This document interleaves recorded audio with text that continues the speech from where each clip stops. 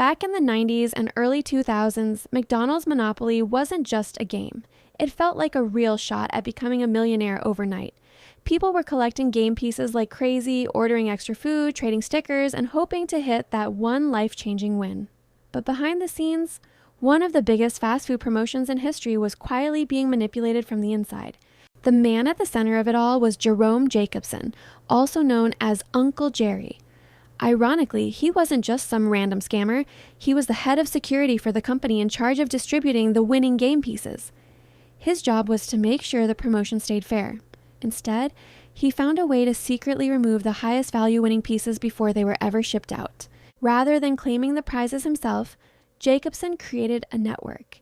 He handed out those winning pieces to friends, family, and recruited strangers who agreed to pose as legit winners.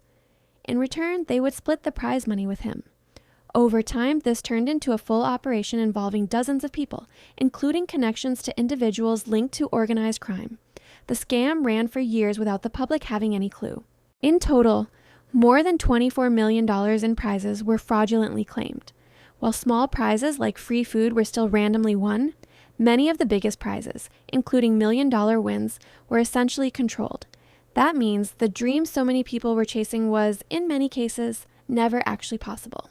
The scheme finally started to unravel in 2000 after the FBI received an anonymous tip. What followed was a massive undercover investigation known as Operation Final Answer. Agents secretly tracked winners, followed the money, and exposed the pattern. By 2001, over 50 people were indicted in connection to the fraud. Jacobson eventually pleaded guilty and served time in federal prison, bringing an end to one of the most shocking corporate fraud scandals in U.S. history. To this day, the story still feels unreal, not just because of how much money was stolen, but because the person trusted to protect the game was the one controlling it the entire time. It completely changed how people look at big promotional giveaways and proved that sometimes the biggest scams aren't happening on the outside. They're happening behind the scenes.